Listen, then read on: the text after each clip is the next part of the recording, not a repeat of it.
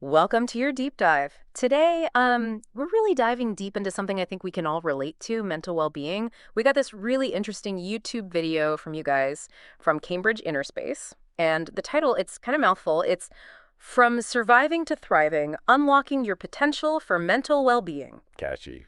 Right, and it's a panel discussion, which is always interesting because you get these different perspectives. We've got Dr. Prashant Kakade, and then she's a chartered counseling psychologist, Constantina. So they're coming at it from psychology, but then also spirituality. I like that. It's a good blend.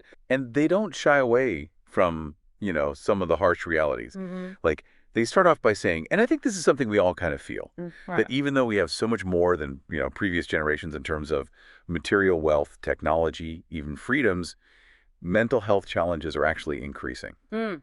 So it's like we're winning on paper, but inside. Exactly. It's like this weird paradox.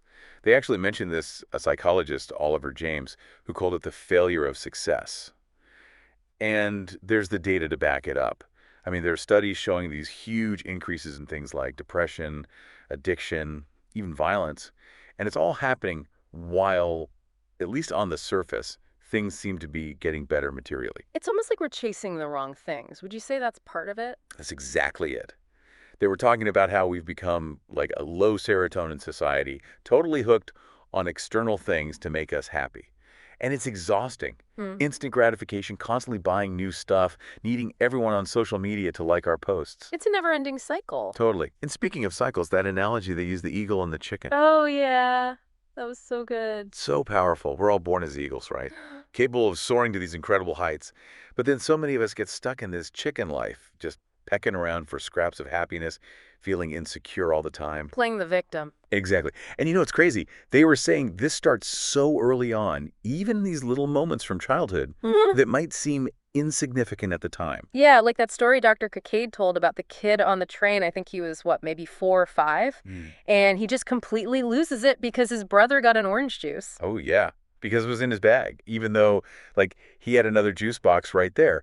But it was that feeling of, that's mine. And as soon as something becomes mine, that's when we start freaking out about losing it. Right. And then it's this constant need for more and more and more, what they call the beggar The symptom. beggar symptom, I like that. Because it's like we're always scrambling for that next thing to fill us up.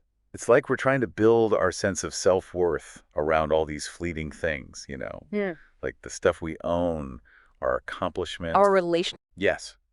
But all those things change. They can be gone in an instant.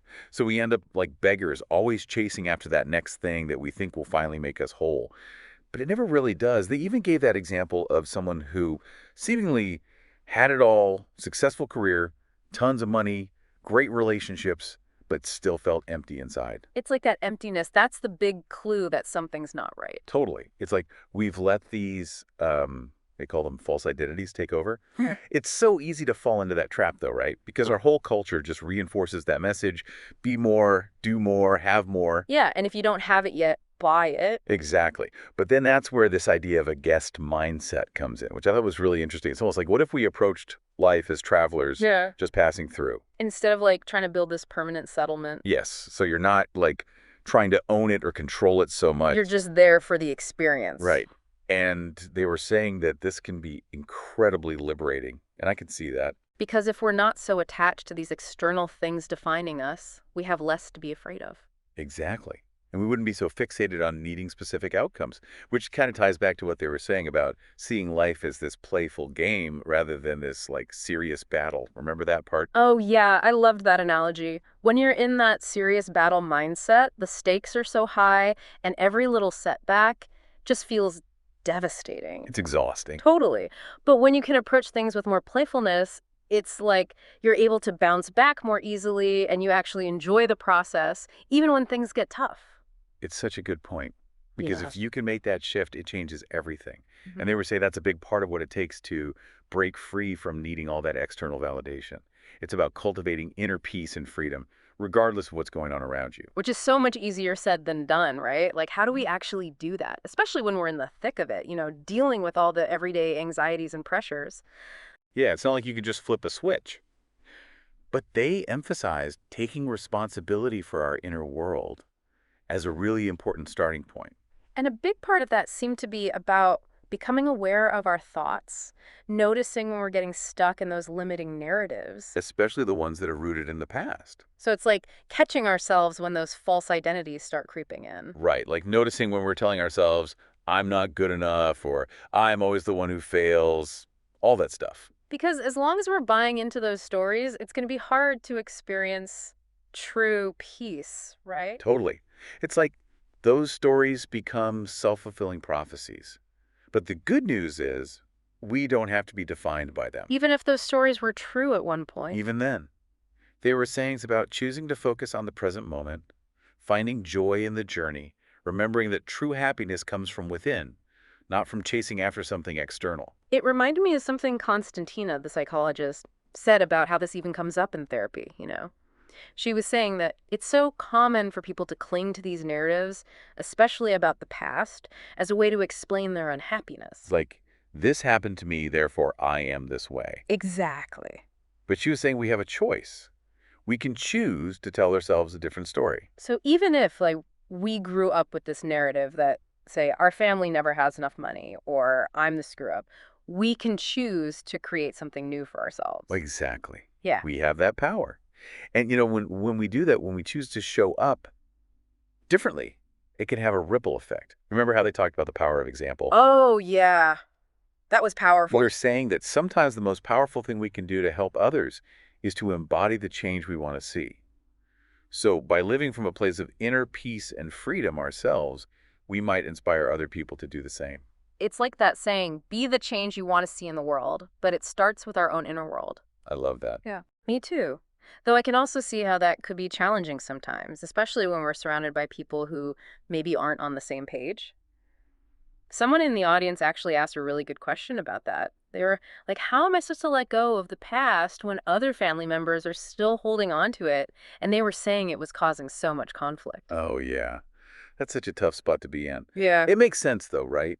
If you're trying to move forward, but the people around you are still stuck in those old patterns. Yeah. It's got to be so much harder to break free. And you know what Constantina said?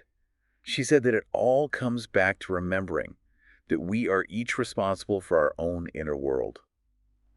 It's like we can't control how other people choose to see things or what they choose to hold on to. Right. We only have control over So ourselves. it's about choosing not to take on their baggage as our own. Exactly. And that starts with awareness, like noticing when those external narratives are creeping into our own thoughts and making a conscious choice to focus on a more empowering perspective. Which circles back to that whole thing about false identities. If we're identifying with those past hurts or other people's perceptions of us, it's going to be that much harder to experience that inner peace and freedom. 100%.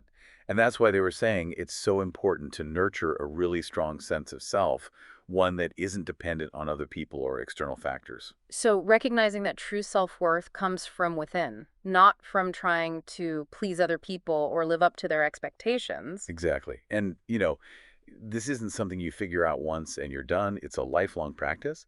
But as they were saying, it's so worth it. It makes me think about how they were talking about approaching our jobs and other roles in life, too.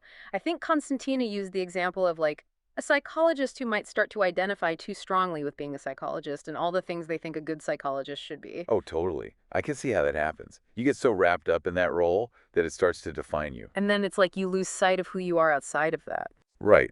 And she was saying how freeing it can be to start viewing our roles as like functions that we fulfill rather than extensions of our identity. So, like, you can be an amazing psychologist, a dedicated parent, a supportive friend, all of those things without needing those roles to validate your worth. Exactly. It's about finding that balance between showing up fully in those roles and recognizing that they don't define you. I like that. It makes sense. Because of that detachment, it could make it easier to navigate the ups and downs of life, too, right? Even just the difficult emotions. Instead of getting so swept away, it's like you have a little more space around them. It's like building that inner stability and resilience that Yeah. allows you to weather those storms without losing yourself in the process. Mm. And you know what else they talked about that I thought was really interesting? What's that? Serotonin. Oh, yeah. They were talking about that in relation to. To happiness.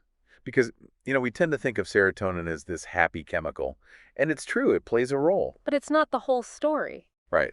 It's way more complex than that. They were actually saying that trying to manage our emotions by relying on external things, whether it's buying things or needing validation from other people, or even just being overly reliant on certain medications. It can actually create more imbalance in the long run. Exactly. Because it's not addressing the root cause. It's like we're just putting a Band-Aid on the problem rather than actually healing the wound. Mhm. They were advocating for a much more holistic approach. Which is where that spiritual dimension comes in. Yes. It's about cultivating that connection with something larger than ourselves, recognizing that true fulfillment comes from somewhere deep inside. And they actually led the audience through this, like, brief meditation to illustrate that point. Oh, wow. I know, right? I thought that was so cool. It's one thing to talk about shifting to a guest mindset or cultivating inner peace, but it's another thing to actually experience it. Right. I'd be curious to hear what that was like for the people in the audience. Me too. It seems like it could be a really powerful tool for shifting our perspective. For sure. Maybe we could even, like, try it sometime. I'm down, but we'll save that for another deep dive. It wasn't like, think happy thoughts and everything will be fine Mhm. kind of stuff. Right, right. It was about, like, tapping into a much deeper level of awareness Yeah, yeah. and recognizing that, we're not just these physical beings going through the motions. Mm, We have this whole spiritual side that's just as real and I think just as important to pay attention to. totally. And it's like by tapping into that side of ourselves, that's where we can access this more, I don't know, sustainable kind of happiness. Yeah, one that's not so dependent on everything going our way all the time. Exactly. It's not about never having problems or never feeling those difficult emotions. It's about like having a different relationship with them, I guess. Yeah, yeah. Dr. Kakade actually made this really interesting point about how we often view like our place in the universe. It's like we can get stuck in this very limited, ego-centered perspective. Where it's all about me, me, me. Exactly. But what if we could shift out of that, and instead recognize our connection to something so much bigger, so much faster? It's that feeling of belonging to something beyond ourselves. Yes. This. And they were saying that's where true freedom lies. Not freedom from difficulties, because those are always going to be there. Right. But freedom from that, like, fear-based way of experiencing life. The one that keeps us so stuck. Exactly. It's almost like the more we try to control everything and make it all about us, the more we suffer. Hmm. But the more we can let go and surrender to something bigger. The more peace we find. It seems counterintuitive. Though it's like they were saying that's where the real magic happens. It makes you wonder, like, how much of our suffering is self-created? Totally. And that's why they kept coming back to self-awareness and, like, Yeah. the effort it takes to actually shift those deeply ingrained patterns. Because those patterns, they don't just disappear overnight. Definitely not. So as we kind of wrap things up here, what are your big takeaways from this deep dive? What really stuck with you? I think for me, it's that reminder that true happiness, like genuine well-being, it doesn't come from chasing after things in the outside world. It's an inside job. Yes. It's about learning to approach life, maybe like they were saying, as a guest with a sense of gratitude and appreciation, rather than a beggar, always scrambling for more. Instead of what do I need to get, it's what do I already have to give. Yes. And when we can shift our focus in that way, and we start to approach life with more playfulness, more of that childlike wonder, Remembering that we're all connected. yes, that's when we can really start to experience a level of joy that isn't so dependent on our circumstances. Powerful stuff. So, to everyone listening, we want to hear from you. Did anything in this deep dive particularly resonate? How much of your energy do you spend, chasing external validation versus cultivating that inner peace? It's definitely something to think about. Until next time, keep diving deep, everybody.